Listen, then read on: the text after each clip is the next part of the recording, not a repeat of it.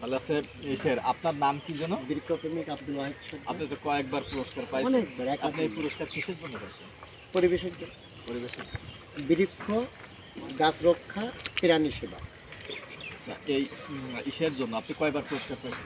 আমি 16/7/2017 বঙ্গবন্ধু কৃষি পদক পেয়েছি প্রথম। 18 সালে ইন্টারন্যাশনাল অ্যাওয়ার্ড পেয়েছি 14 master Binay international association shine all computer award Abdul Sattar Rahman Bangladesh আন্তর্জাতিক। 21 সালে 21শে ফেব্রুয়ারি বর্ডারে বাংলাদেশ যৌথ ইন্ডিয়া।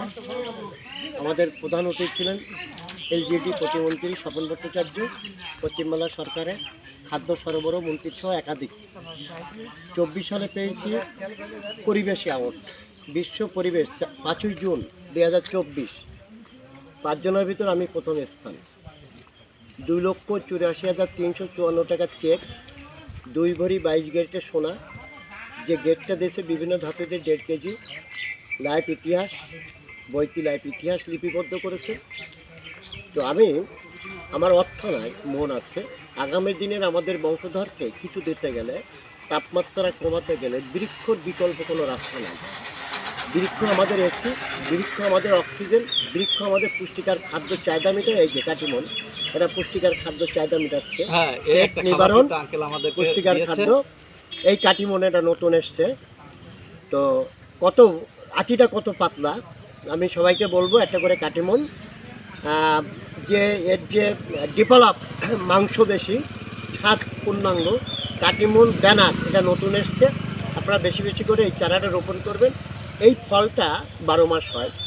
এই গাছে, এই বাগানে পাশেই গাছ একজন ধনী ব্যক্তির।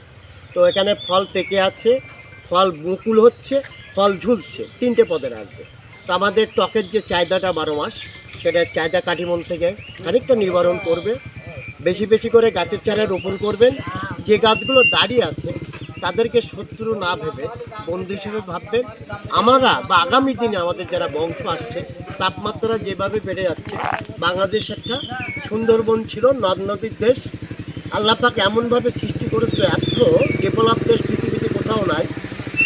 আবহাওয়া তীব্রতা গরম না, তীব্রতা ঠান্ডা না, সকল ফসল এখানে হয়। এই মাটিতে স্বাদ বাড়া কোনো হতে পারে।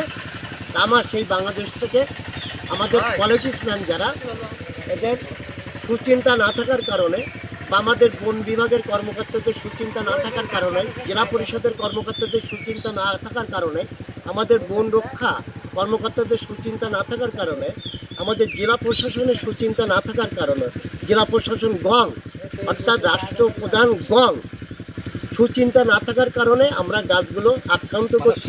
আপনি গং বলতে সমগ্র প্যানেলটা, গং মানে একাধিক, তাই না? আমরা একে লোহা ঢুকোই কীভাবে? এই গাছটা, এই দেখেন, যারা যাদের কাছ থেকে আমি জ্ঞান আহরণ করছি, সেখানে কি লিখছি? আল্লাহ আল্লাহ আল্লাহ তো মেরেছে পেরেক। এই যে পেরেক তার কাটা প্রথম মারার পরে সারা বছরে যে হালকা যে খাদ্য ধরে রাখে পানির, সেটা পানিতে বেরিয়ে আসবে, ওর ভিতরে গিয়ে ঘা হবে, ইনজুরি হবে। আস্তে আস্তে বাড়ান্ত যে গতিটা আছে সেটা বন্ধ হয়ে যাবে।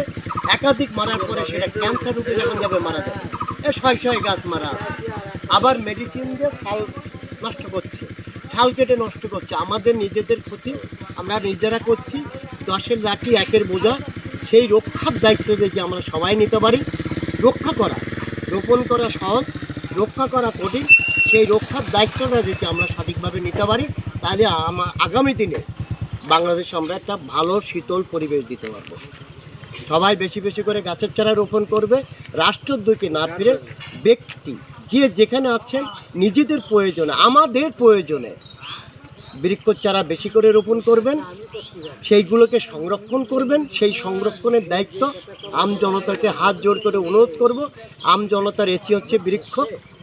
যাদের অর্থ নাই, ধনীদের এসি হচ্ছে বাড়িতে এসি, গাড়িতে এসি, অফিসে এসি। আমাদের এসিটাকে যদি আমরা সংরক্ষণ না করতে পারি, সামনে আমাদের অক্সিজেন কেনা লাগবে অনিবার্য। এই রোগ এত বৃদ্ধির পিছনে হচ্ছে বৃক্ষ, বড় বড় বৃক্ষ নিধনের কারণে, অপরিকল্পিত, তাই না? তো সেদিক থেকে আমাদের সবাইকে আগে আসতে হবে। আমরা আঙ্কেলের কাছ থেকে যে পরামর্শ নিলাম, আমাদের যে প্রজন্মের পর প্রজন্ম চলতেই আছে। আমরা আমার এই কাকার থেকে যে প্রজন্মগুলো আসছে, আমরা এখান থেকে যাতে পূর্বের দিনগুলো মতো আমরা আর ভুল না করি, আমরা এই দিক নির্দেশনা অনুযায়ী যদি আমরা চলি, তাহলে আমাদের সার্বিক দিক থেকে আগামীর দিনগুলো ভালো পাবো। আমাদের অক্সিজেন, অন্যান্য যে সমস্ত, এই যে আঙ্কেল একটা এসির কথা বললো, যে আমাদের দেখেন আমরা যখন গরম হয় তখন আমরা কোথায় যাই, দৌড়ে যে হয় কোনো গাছের নিচে আমরা বসি। এই গাছকে রক্ষা করার দায়িত্ব আছে আমাদের, আমরা সেইভাবে চলবো। এই বলে আমাদের সাক্ষাৎকারের যে প্রতিবেদন। ভালো থাকুন, সুস্থ থাকুন।